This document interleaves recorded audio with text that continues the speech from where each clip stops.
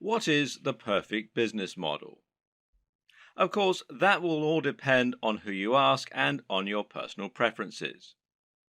But it's definitely very possible to make an exceptionally strong argument for dropshipping. This is a business model that has huge advantages over selling your own products, over becoming an affiliate marketer, and certainly over making money from adverts. It has all the strengths of each and none of the downsides of any of them. This is a business model that allows you to work from home and earn passive income, while at the same time building a big brand for yourself and selling real physical products. So, why isn't everyone getting involved in dropshipping already? Why do so many people still choose to make money as an affiliate marketer instead? Well, the answer is simple. A lot of people still don't know what dropshipping is or how to get involved in it. Of course, this video series is going to change all that and help you to understand what dropshipping is, why it's so beneficial, and how to get started with it. By the end, you'll be running your own dropshipping business, making money by selling products with your branding on and without having to spend any money up front or take any form of financial risk. Didn't I say it was the perfect business model? So exactly what is dropshipping? Dropshipping is technically a fulfillment model. Fulfillment in a business term, of course, means delivery. So in this sense, dropshipping is the manner in which orders are delivered to customers. Normally, selling a physical product means that you need to buy numerous items and then sell them at an inflated price. The way you would normally do this is as a reseller. Here, you would buy wholesale items, inventory bought in bulk at a discounted price, and you would then sell it on at an inflated cost and keep the difference, and that's your profit margin. The problem with this model is you need to make a big investment in the stock, and then you have to deliver the products to your customers. This means you're taking a financial risk by ordering the stock in advance, and if you make zero sales, you can lose a lot of cash. You have to pay for the shipping and also handle all of the administrative tasks. You'll need to constantly take stock of your inventory and you'll need to refund customers for deliveries that don't arrive. In short, it's a lot to take on for an individual hoping to run a business from home in their spare time. Dropshipping changes all this because now the wholesaler is handling delivery and they don't require you to order in bulk. So simple. You list the items for sale in your online store just like you normally would, and then when a customer orders them, you pass that sale on directly to the wholesaler. They then send out the product on your behalf and make sure it reaches the buyer, and you get the money. This might sound very similar to affiliate marketing, but there are a few key differences. For starters, the amount of money you earn will tend to be higher than affiliate marketing. When you operate as a reseller, the usual pricing method is something called keystone pricing. Keystone pricing essentially means that the amount you're selling the product for is twice the amount you pay the manufacturers. This is one of the most common conventions for this type of business, and to all intents and purposes, dropshipping businesses are resellers.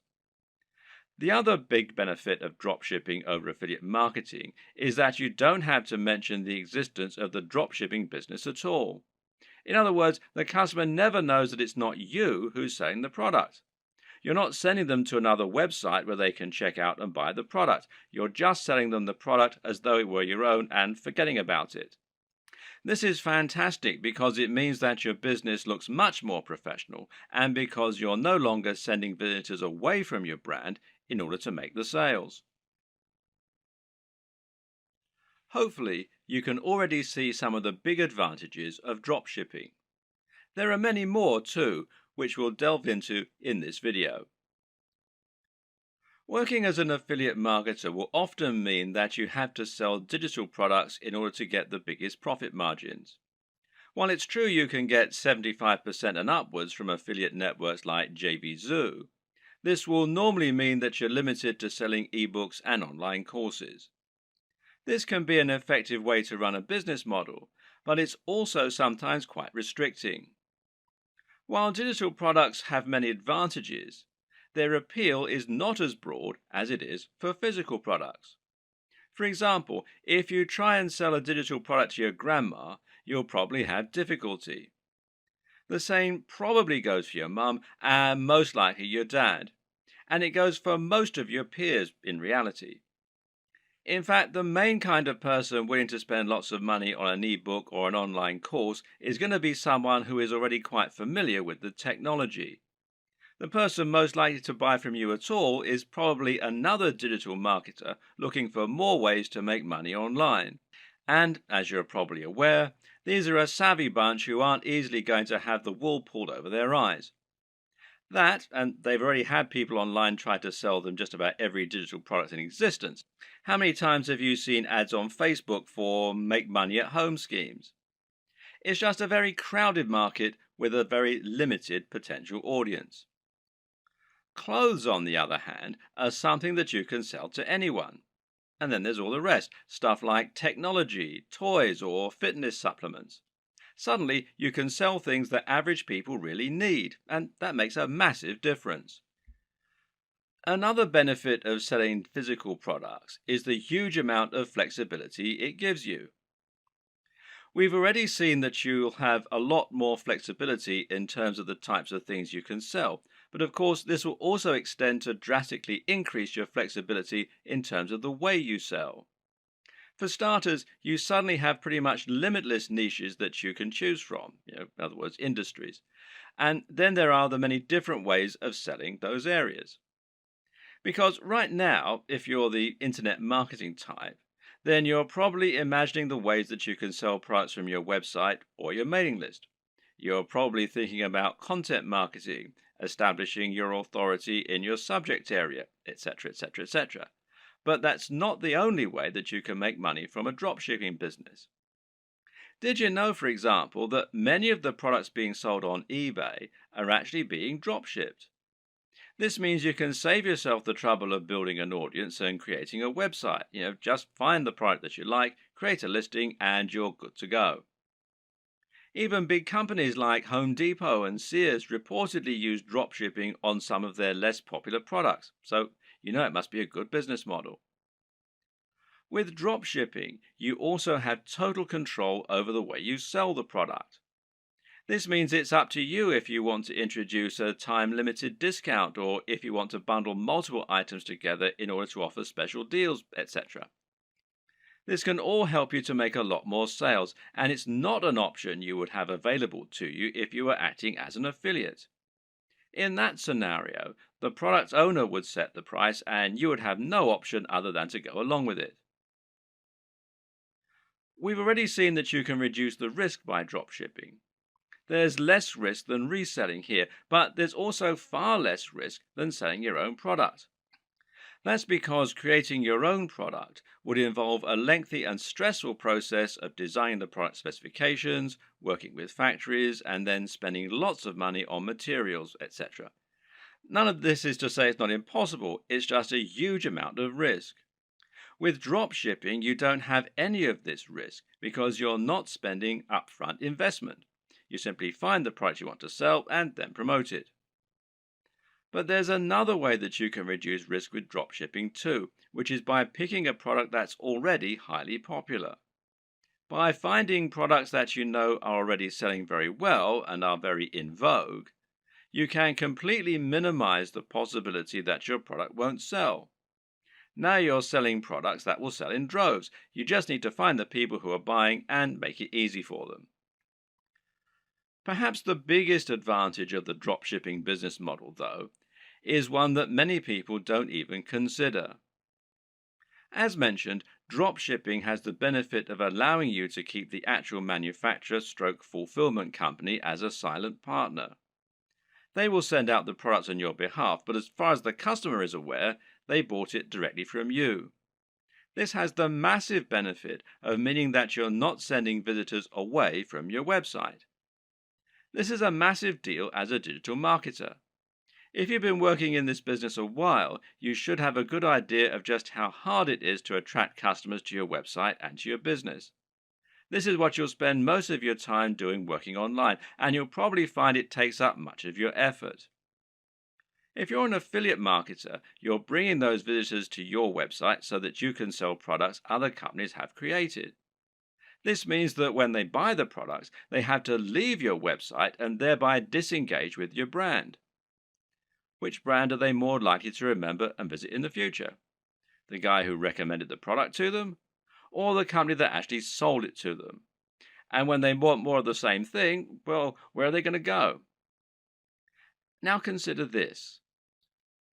How can they buy more products from you during the same session if you're actively sending them away from your site? Instead of being able to offer a smorgasbord of products that you hand-picked, you're now simply telling them to go somewhere else and buy one item. With a drop-shipping business, you no longer have this problem. Now you can offer all the items you have for sale on your website from one spot and let your customer choose as many as they want, and then continue to buy from you. But that's not even the best part. The best part is that in some cases, the products you sell will even be able to have your company name on them. This is called white label drop shipping, with the white label essentially describing the packaging or the branding. So let's say you want to sell a supplement like creatine for your fitness website. With a white label service, the product will be developed with packaging that literally consists of a pot and a white label attached. That white label can have your branding printed right on it, meaning that to all intents and purposes, this is now your own product. In many cases, you can even choose a blend of ingredients that will go into the product. In other words, if you're selling a supplement like a vitamin tablet, you can select all the vitamins and minerals yourself and then add your own logo. If you don't sell a single item, you've lost nothing. But if you sell lots, you'll be making a profit at the same time as building your own brand and your own market presence. The big challenge when it comes to drop shipping, though, is finding a drop shipper. This is very clearly a business model that has more benefits for the marketer, and so, of course, not everyone is going to be eager to offer their services. How do you go about finding a drop shipper when they're in such short supply? Well, there are a number of options, but with any digital business, we tend to prefer keeping things simple and cheap. In this case, the best place for you to start is by looking at websites that act as directories for dropshippers, wholesalers, and manufacturers. One great site that will do all this is Alibaba, which you'll find here at alibaba.com. Another good one is Worldwide Brands, which you'll find here at worldwidebrands.com. The latter is probably preferable, as this specifically features dropshipping companies and has a large number of advantages for dropshipping businesses. For example, you can use this site to make sure that you're dealing with the real wholesaler. What does that mean? Well, it means that you can avoid making the mistake of signing up to sell products that someone else is dropshipping to you, thereby scraping profit from you. This is a common practice and one to be careful of when you're just starting out. Worldwide Brands is perfect if you plan on finding a dropshipping manufacturer quickly and selling their products on eBay or Amazon. The only problem with this plan is that there's a fairly hefty sign-up fee. Currently, it costs $249. Okay, so that's not astronomical, and this is a lifetime membership.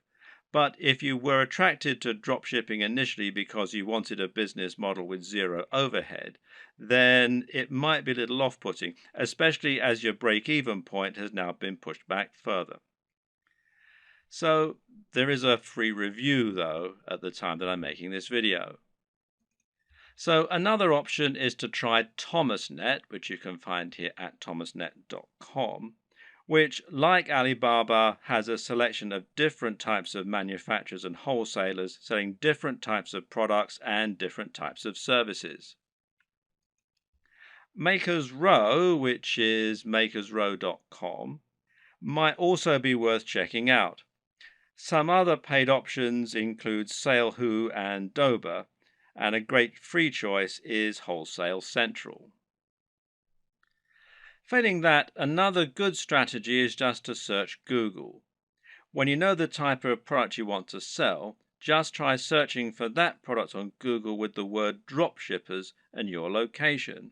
So if you're hoping to dropship clothing in the UK, then you can just search for Clothing Dropshippers UK, and you can see it brings up a whole load of different ones here. And one that I looked at earlier was this one, fashiondropshippers.com, which seems to do exactly what we want. Or perhaps you're looking for a white label supplement dropshipper in the US. In that case, we can search white label supplement dropshipping US. And amongst a lot of the ones here, which you can see, one that we find is Vox Nutrition, which you can find here, voxnutrition.com. And it lets us do exactly just that. And it's pretty simple and straightforward method, and there are more and more businesses like this springing up all the time to meet demand.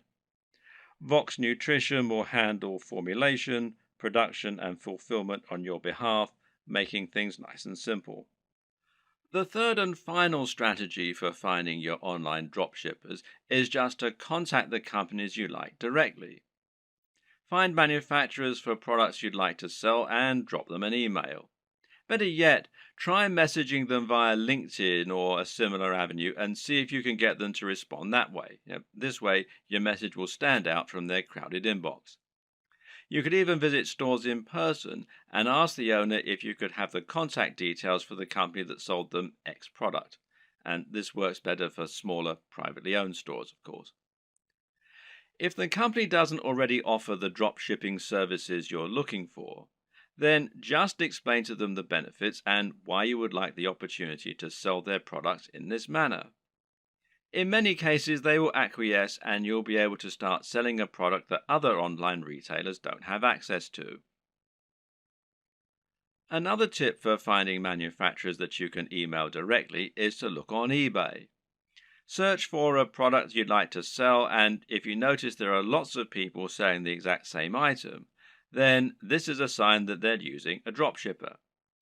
It could then be a relatively simple matter for you to track down that original manufacturer and contact them so that you can try to do business with them yourself.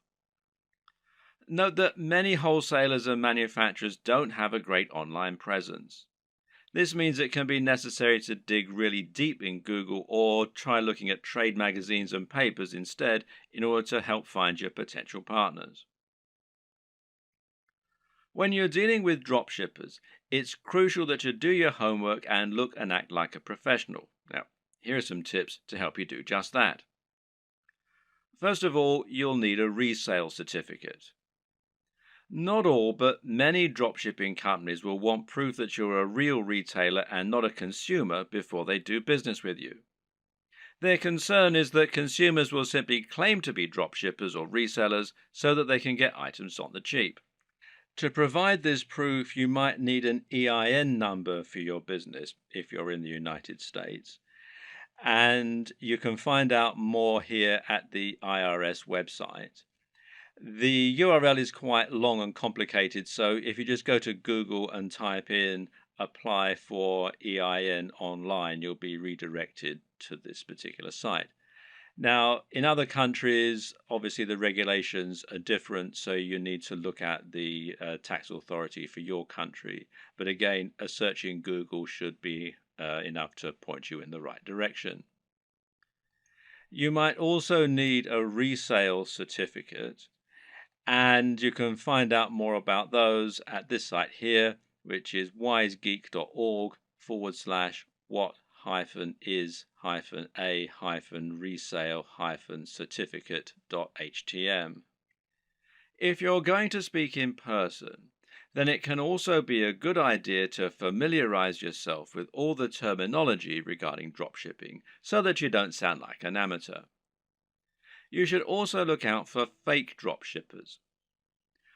When choosing dropshippers, there are a number of businesses you need to look out for.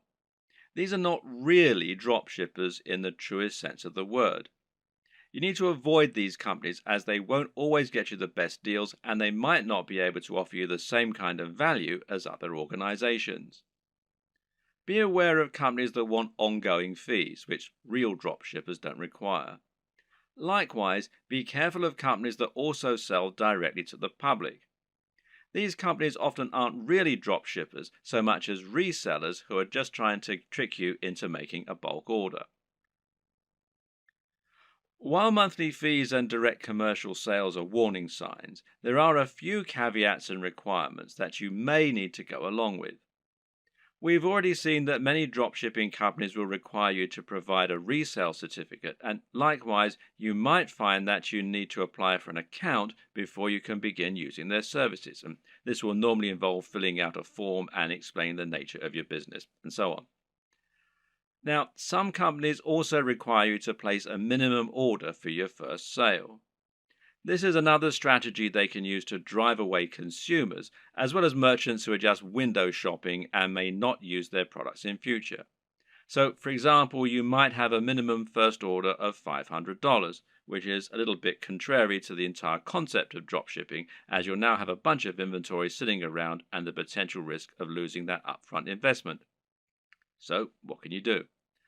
Well, the best advice is to ask if you can use this initial expense as credit. Pay the first $500 and then use that amount in order to offset future sales until they've paid the full amount off. Drop them an email or speak in person to discuss this option. A lot of people just starting out are going to be very eager to find a partner to work with and will feel privileged when they get a positive response to their inquiry. It's an exciting feeling and certainly a compliment being given the go-ahead to sell on behalf of a manufacturer. But at the same time, you also need to be a bit discriminating in your choice. Don't go for the first company that's willing to work with you. Make sure they're actually up to scratch. One thing to be careful of is quality control, and in this regard, you often get what you pay for. Be sure to ask the company what quality control measures they have in place in order to prevent problems like defective products and faults. Likewise, speak with them regarding their delivery times and packaging. Remember that it's your reputation that's going to be riding on the quality of their products and service, so you need to ensure that you're happy with it. Another tip in this regard is to always ask for a sample of the product. If you have demonstrated their ability to sell and they truly are a big business, they should see it as a very small investment to provide a sample of what they're selling. And if they won't, then order a product yourself as a customer. You really don't want to put your name to anything that you haven't personally checked out first. Now you have the basic idea of how dropshipping works and how you need to get started, you can begin to think about how you're going to build your own business. This all begins with choosing your product and choosing your industry or niche. The product, of course, is going to be the item that you intend to sell, and this is going to be dictated by the industry or niche that you choose to enter. An industry or niche is the subject matter that you intend to write on and the industry that you want to operate your business in. This is important. The choice is going to impact on everything from the price of your products to the type of person you'll be selling to the type of businesses you'll be working with. The reason we call it a niche, or niche as some people pronounce it, when talking about an online business, is that a niche is a particular category.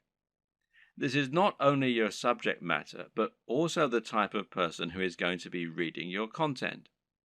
It's very important that you choose this correctly because the niche will affect the size of your potential audience. When you choose a subject matter, you want it to be one with niche appeal. This means it's aimed at a particular type of person who is specifically interested in that type of thing. An example of a niche might be knitting. Now, if you have a blog about knitting and you sell knitting paraphernalia, only people who are interested in knitting are going to read your blog and buy from you.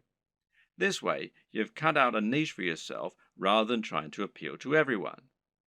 That in turn means that you have drastically reduced the amount of competition you're facing.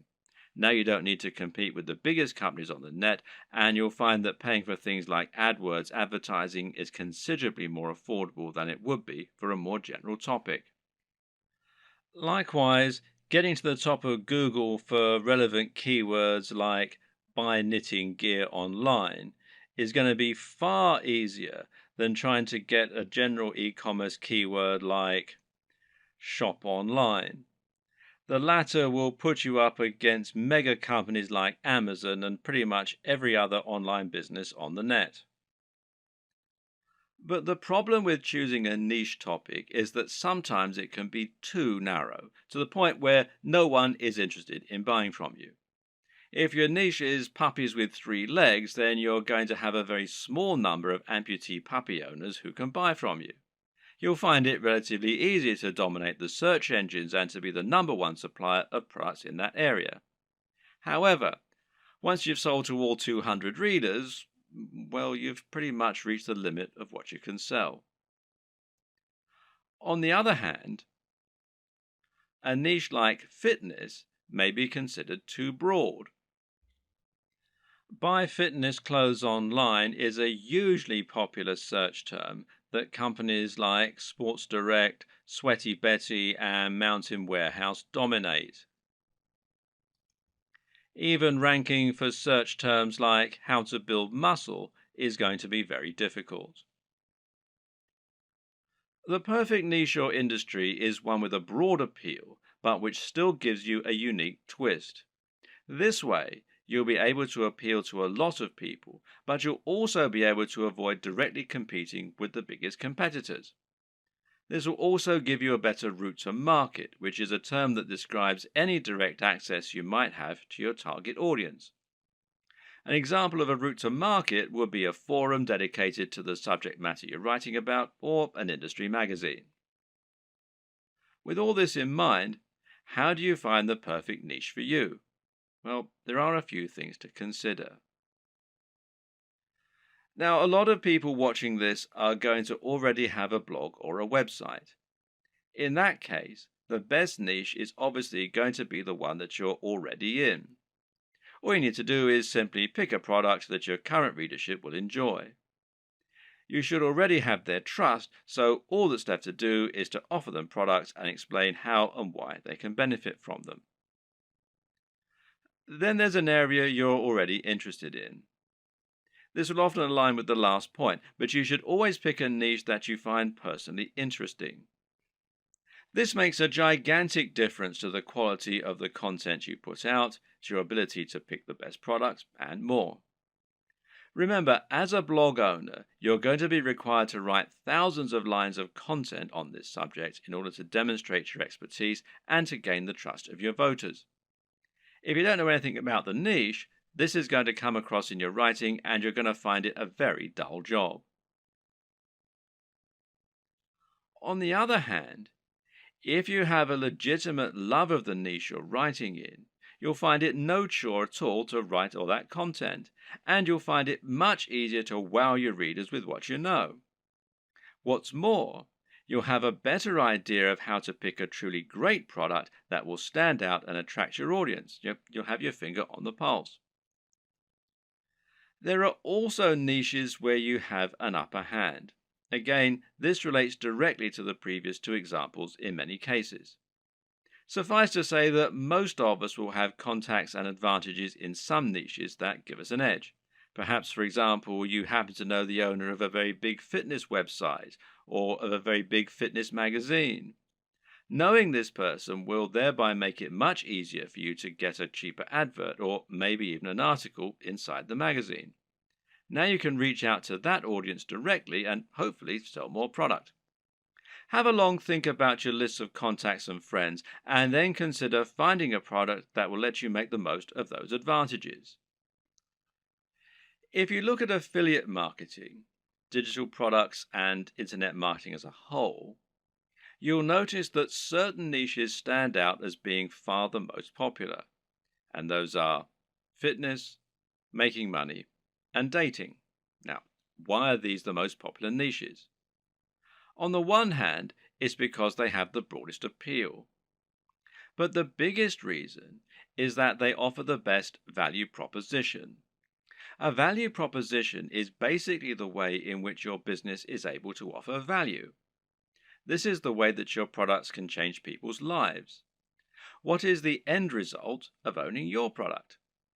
If you're selling a hairdryer, then what you're really selling is the convenience and dry hair. If you're selling clothes, then what you're really selling is the ability to feel good about yourself, to look sexy, and hopefully to thrive in your career and in dating as a result. This is what sells.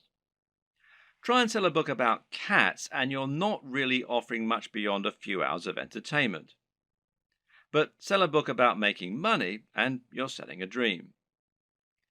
By choosing a product that can really change people's lives, you're providing much more value, even if the manufacturing costs stay the same. Now, this lets you charge more and make more money as a result, and it basically comes down to the niche. In order to tick all these boxes, one strategy you can use is to target a sub-niche, a niche within a niche. An example of this is targeting a specific type of person within the fitness niche. How about fitness for the over 50s or dieting for the diabetic? You could even do strength training for martial artists. In this latter example, you've actually combined two separate niches in order to offer something truly unique and interesting. Now you have your niche. The next thing to do is to pick an actual product. From there, you can find the manufacturer to help you provide it. The important thing here is there should always be a clear synergy between your branding, your ethos, and your product. That is to say, you should have a real affinity with the product and be selling it as an extension of your mission statement. What you must not do is simply find the first product you can sell within your niche and then go out and try to sell it. An example might be to create a fitness website, build an audience, and then sell a really basic protein shake that is already well known.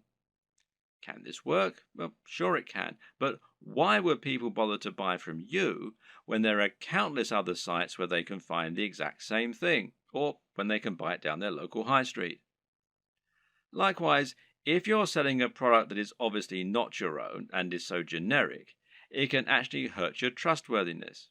It's clear that you're trying to make money, which isn't a bad thing in itself, but you're not offering any unique value in return. You're just saying, oh yeah, and why not buy this generic product while you're here?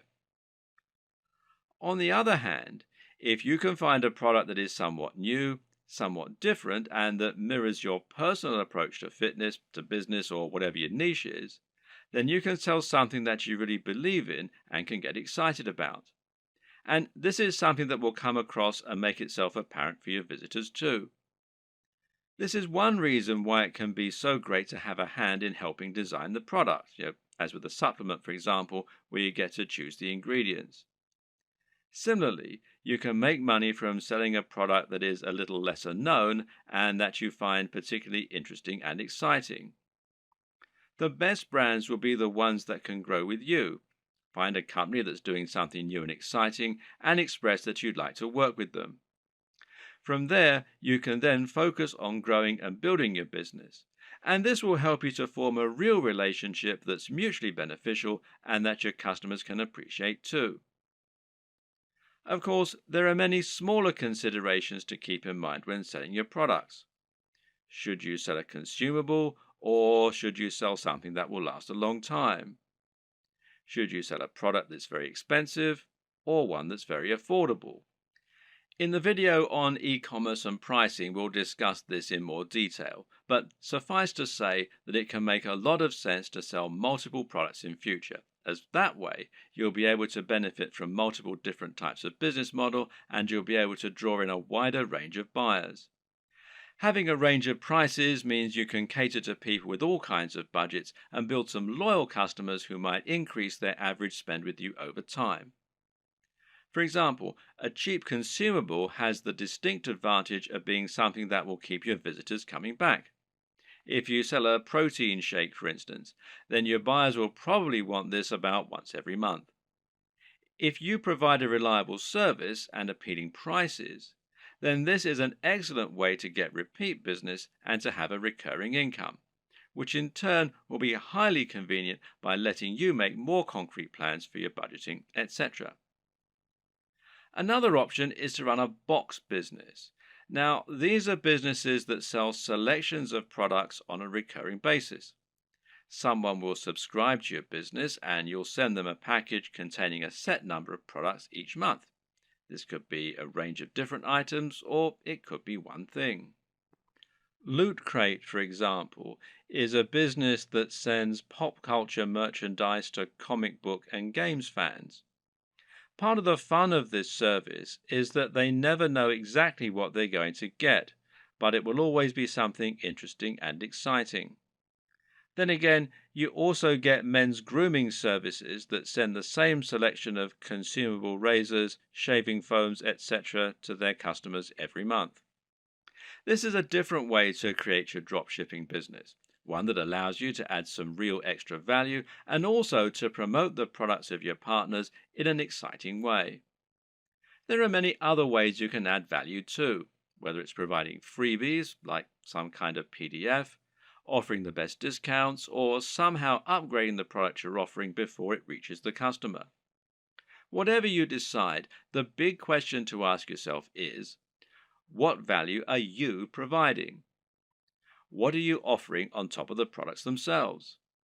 How are you providing value not only for the customers but also for the suppliers? And what advantages do they get by coming to you instead of going to somewhere like Amazon? Finally, of course, you need to ask yourself what types of products will sell well. And this is particularly important when you first start out and you perhaps only have one item to begin with. If you're going to begin your store with just one item, then it's highly important that this one item be something that will sell well and get your business off to the best start. And the best way to do this is to pick something that has a very clear function and which is easy to explain. Solve the problem that your visitors have. What do people in this niche need? And how can you solve that issue for them? If you can answer this, you should have no problem selling your first item as long as it's well made and as long as you're persuasive enough to make it sound amazing. If you already have a website and an audience, then you can skip this video. Otherwise, it's crucial that you keep watching in order to ensure that your brand is aligned with your business model and the product you're selling. A good place to start is by asking what exactly a brand is. A brand is much more than a logo. Rather, it's an ethos, a mission statement, and an approach to business. The logo simply tells people that the product or service they're receiving adheres to the same standards as whatever else they've used from you in the past. You start your brand by choosing why you do whatever it is you do. Why should people care about your business? How are you different from other companies offering the same thing? How do you want the world to change as a result of your business being a part of it? This is what allows a company like Apple to capture the imaginations of billions of people and to create such loyal customers. Apple isn't just about selling hardware. It's about selling beautiful hardware that feels personal and that is aimed very much at creative, rule-breaking individuals as opposed to big businesses. When the first Apple computers were released, the only real competition was IBM. And by taking this stance, Apple was able to differentiate itself a lot and get a lot of excited followers as a result. The same goes for many businesses that are setting out to create a greener planet. These companies are doing something more than just making money, and their fans love them for it. This is enough to make people choose their products instead of the same products offered by another business. And this ethos means that people know instantly that the service is aimed at people like them. So ask yourself what the driving motivation behind your business is. You're a fitness company. Okay, but what is it that you really believe in? Why is fitness important to you and your customers? Do you think that people are happier when they're well? Do you want to help the average person to have a more fulfilled life thanks to a healthy lifestyle and diet? Or do you love the idea of becoming more powerful? Are you all about building strength and speed and challenging the limits of human potential? These two companies might sell the exact same product, but the way they go about it is completely different. And if you can convey this mission statement, then you'll find the right type of customer will go absolutely nuts for your brand. That's the kind of customer whose vision is aligned with yours. Now, don't try and appeal to everyone, because that will never work. Instead, try to appeal more to the right kind of person. One way to do this is through your logo and your web design. The objective of a great logo is to communicate what your business is all about. You're trying to tell people what you sell and why you sell it as soon as they look at your business. So, say your company was all about health and natural products. Then you might make a logo that had a tree on it or a heart, and it would probably be green in color and have an uplifting, healthy sounding name. Conversely, if your business is all about punishing workouts in the gym, then your logo might include a picture of a dumbbell or a barbell and have the word iron in it somewhere.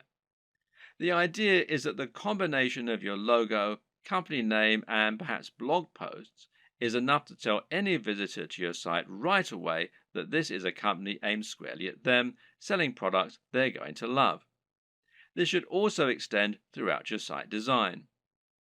Meanwhile, make sure that your logo is designed using a vector file, meaning that it's made in Illustrator or a similar piece of software that keeps it easy for you to edit and resize. And avoid using cliches. Once again, this is a good place to invest a little of your own money up front. It'll pay off in the long term. The mistake that a lot of people make is to try and sell right away. This can work sometimes, but it's not generally the best way to build trust, grow an audience, and ultimately secure the best long-term profits. That's because it's somewhat similar to walking up to an attractive stranger in the bar and asking if they want to come home with you. 99% of the time, this will be met with a slap. Most people prefer to get to know the person propositioning them at least a little bit first. So you need to try and introduce yourself properly and let the person feel that they know you and that they can trust you. This is the exact same for a business when you're trying to sell something. Imagine approaching a stranger in the street and asking if they want to buy from you. This is the basic concept of content marketing. To build an audience of people who love your content and who trust your opinion so that you can convince them to buy the products you recommend and so that you can keep bringing people back to your site time and time again, giving you multiple opportunities to make a sale. The way you do this is to start by writing high quality content and to post this to a blog on a regular basis. The more you write and the more you research your subject matter and make it different and interesting, the faster you'll build a dedicated audience you can sell to. Demonstrate that you really know what you're talking about, that you only recommend things you genuinely believe in, and that your audience can trust you to be a resource for more useful ideas and information. Likewise, try to build your mailing list and social media presence. Incorporate your brand strongly on all your social media pages and in anything else you create, so that people will know they're dealing with the same business. Getting someone to follow you on social media when they think they might be interested in your brand is far easier than getting them to buy a product from you and actually spend money. Social media accounts will meanwhile help you to bring more new customers to your site by letting people share with their network. You can help this too by providing social sharing buttons, like these from shareaholic.com, that will let people easily like your content on Facebook or tweet to it on Twitter. Once you have generated a big audience of people regularly coming to your site, you should start thinking about introducing products to your page. If you've really created a brand you believe in, and if you've been providing real value in your content, you should find you have true fans, and a true fan will be desperate to buy your product when you start selling them. Of course, there are many additional methods you can use to send more customers to your products and to market your store. One option is to create your own affiliate program and to encourage more people to help market your items. Another method is to pay for advertising, whether this is a pay-per-click campaign through Google AdWords or whether it's an advert on Facebook that is highly targeted to your specific demographic. This works well in scenarios where you're selling from eBay or Amazon and aren't trying to build up an audience. If you're going to pay for advertising, though, you need to calculate the LCV, now that's lifetime customer value, of each customer. This will allow you to ensure that whatever you spend on your ads, you're making more back and thus seeing strong ROI or return on investment. But to take this next step, you're going to need to make another new addition to your business. And I'll talk about that in the next video.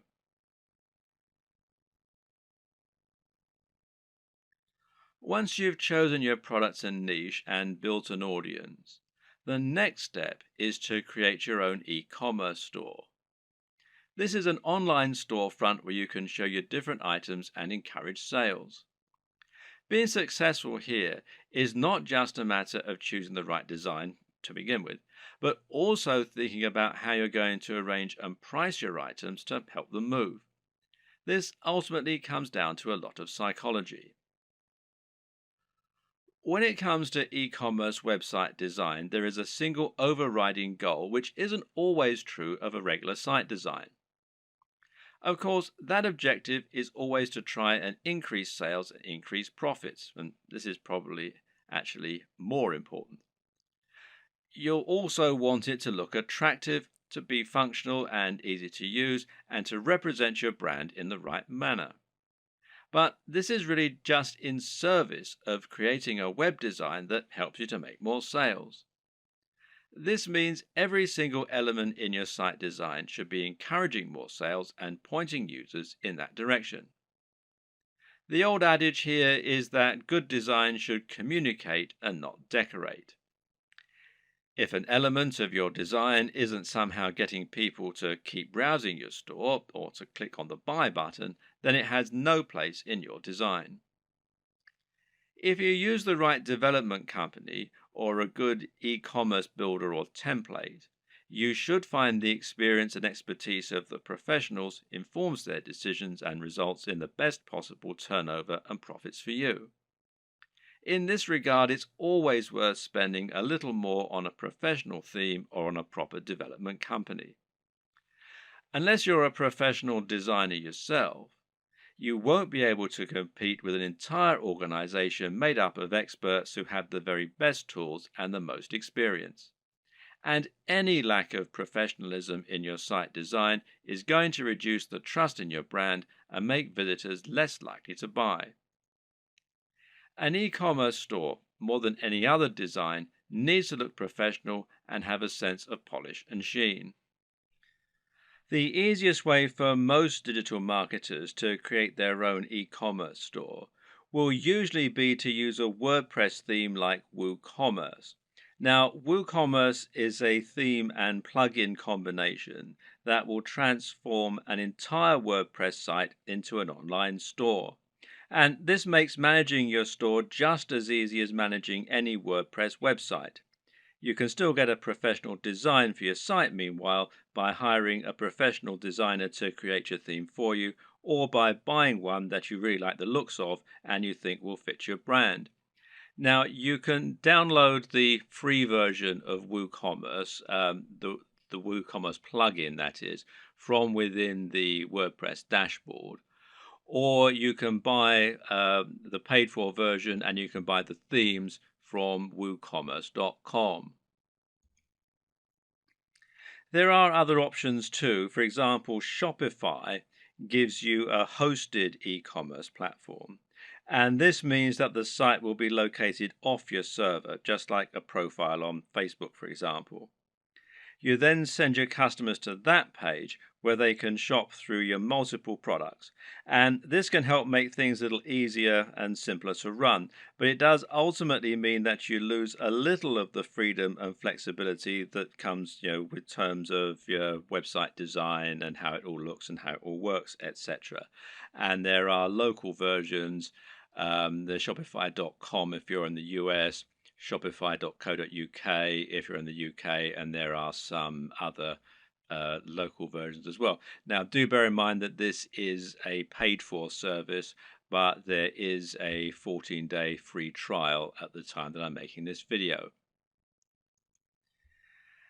Either way, through choosing a well-known platform such as one of these, or Magento, which is magento.com, or BigCommerce, which is bigcommerce.com, will mean that you can find a large amount of support, free themes, plugins, and more that will help you sell. And some of these features can be incredibly useful, such as the ability to add widgets right there on your blog that promote your top items, for example. So don't steer away from the big players. Using these methods will help you to generate more sales by having a professional looking and performing website. Nevertheless, it's still always useful to understand the theory and principles behind it so that you can continue to implement best practices yourself, especially when it comes to aspects that fall outside the realm of design, such as price. Now, here's how the right combination of pricing, positioning, and design can help to make your items sell more effectively. And the first is contrast. Now, contrast can of course be aesthetic, and making choices such as using red buy buttons against a white background is a great way to make a particular element stand out and get more clicks. And this also comes down to color psychology, but we won't go into this right now. The other type of contrast refers to the way that you position items next to one another, with the objective being to place expensive items next to cheap ones. Why? Because this makes the cheap items appear even more affordable and the expensive items appear to be even more premium. Now, let's say you have a $10 tie next to a $50 tie. Someone who wants the very best tie might be all the more impressed by your premium offer, knowing that it's 5 times more expensive than the cheapest product. Meanwhile, someone who doesn't have as much money to spend and who feels guilty about buying a new tie can convince themselves that the $10 tie is a great deal. They can compromise and convince themselves that they're being sensible by choosing the cheap tie. They've saved $40 even though they're still buying something they might not have otherwise. This way, the right pricing can really help to sweeten a good deal. And a good e-commerce website design should take full advantage of that. Earlier on in this series, we described why it was so important to have multiple ranges of prices in order to attract a range of different types of buyers. When we looked at contrast, meanwhile, we saw that varying prices could be used to make items look like an even better bargain, or like they're of an even higher quality. But another very important reason to have cheaper items as well as more expensive ones is that it can be a great way to build trust. If someone has never bought from you before, they might feel concerned that the products won't arrive or they won't be as advertised. Even if they read your content and like it, they've no guarantee that what you're selling is going to be high quality, or that the site will be secure from data leaks. Thus, they aren't going to want to spend $1,000 the first time they ever do business with you. But if you have an item that costs $5 and it's a product people will know, then someone might make that purchase because it's a small risk to take. Now you can demonstrate the quality of your service and save their details, making it much easier to sell bigger items in future. Another tip is to think about your top sellers and your smallest sellers and use this to inform the design of your store. Now, this is something that physical stores do a lot. They'll place their biggest drawers right at the back of the store. This way, people will come in to buy the thing they want, but to get there, they'll have to pass through all of the smaller items that you're also selling along the way, and hopefully they might buy something.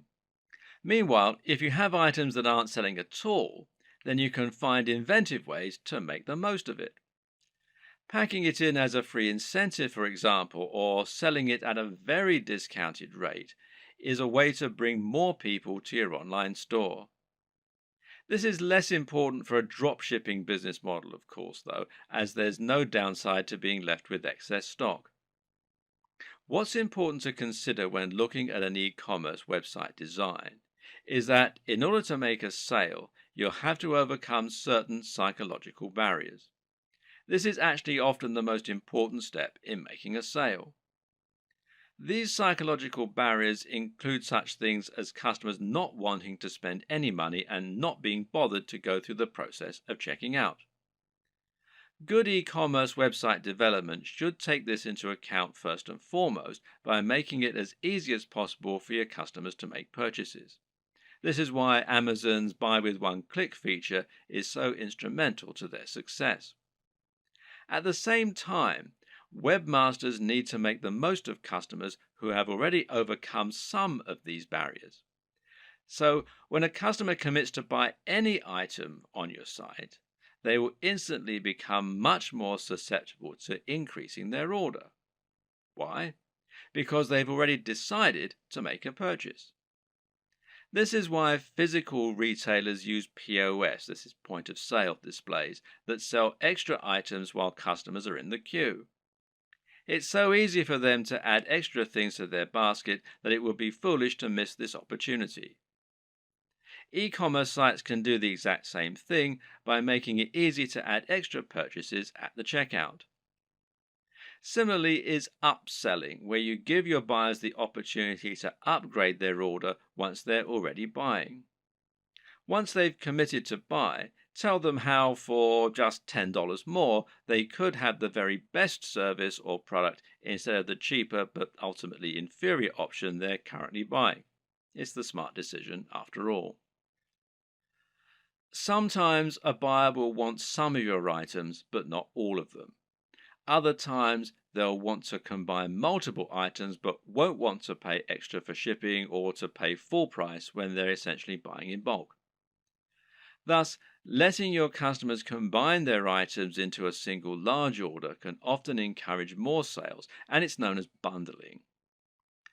What's great about bundling is that it can also be used to sell additional items that they perhaps wouldn't otherwise have bought.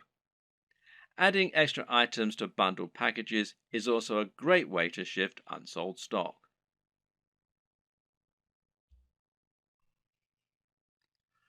One aspect that can help you to boost your sales is so big and important that it needs its entire own video.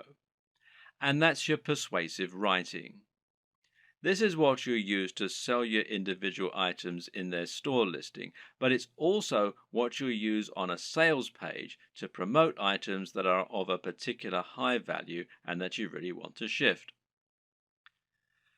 The first and most important tip is to capture the attention of your readers as quickly as you can. This means you should use a bold statement, perhaps capitals, and you should address the reader directly. Now you can get the body you want, and that works much better than a quick workout for burning fat. Asking a question is also a common and effective method because it forces the reader to engage with the text by thinking about the answer. Hence, are you sick of feeling tired and unfit? The problem with this, though, is it can seem a little too obvious as an in-your-face marketing technique. An even better strategy, then, is to use a narrative structure for your opening. In other words, structure your text like a story. That way, people will want to know what happens next, and the text will seem inherently much more interesting. This is true because we're so used to reading stories. We've been listening to stories for centuries, and as a result, they're always an effective tool for getting people to listen. They're also easier to make emotionally resonant. A great opening might be, I was unhappy with my body and looking for answers. Little did I know the solution would lie in an ingredient found in most diets already. You should also use headers and enable skimming. The reason this point is so important is that most people are in a huge hurry, especially online. Attention spans are short and no one wants to wait around to read a huge ream of text that's just trying to sell them something. Another way around this issue is to make your text skimmable. A good way to do this is to use lots of headings. Ideally, a visitor should be able to just read your headings and still understand the entire pitch. Addressing the reader directly is particularly useful because we have evolved to pay attention to things we think concern us. At the same time, though, you should also take this further by thinking of more ways that you can use to make your text personal. In particular, this means using a personal interest story. Explaining how your product works by saying how it has helped someone else or even you. And this works much better because it means the reader will be able to imagine how it's going to affect their life, and because they'll be more likely to connect with what you're offering on an emotional level. Earlier in this series, we discussed the importance of value proposition. This is something you should always keep in mind when selling. How do you make the product applicable to the reader? How do you give it emotional weight? Well, try to get them to imagine what life will be like once they have your product, and this will make them want it more. When someone reads your text, they're going to know you're trying to persuade them, and so they'll be on the defensive. They'll be thinking of all the reasons why what you're saying probably isn't true. But you can combat this by addressing each concern in your text. Try and second guess what the reader might be thinking, and then explain why this needn't be a concern. This also means trying to come up with solutions to the most common barriers to sale.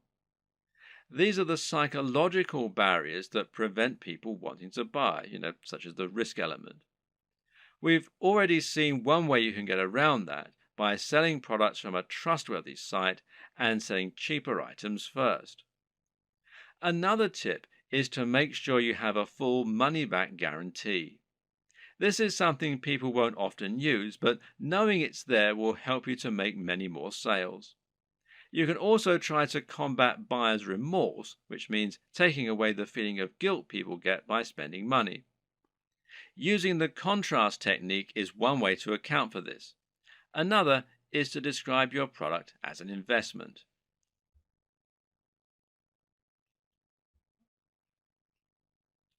Ultimately, the best way to start building your dropshipping business is to start by selling a product from your site and then to experiment and grow from there. The exact strategies you use are going to depend hugely on the nature of your website, your audience, and your goals. It's up to you to find your way, to see what works, and to tweak and evolve your business over time. Hopefully, this video guide has given you all the tools you need to get started. You should now have a strong idea of how a dropshipping business works and how to get started.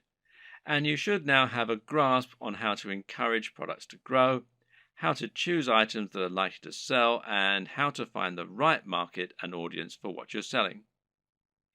Once you begin selling physical products to your audience, you'll unlock the kinds of profits that you just can't get as an affiliate, and all without taking any significant risks or spending much money at all. And I wish you every success.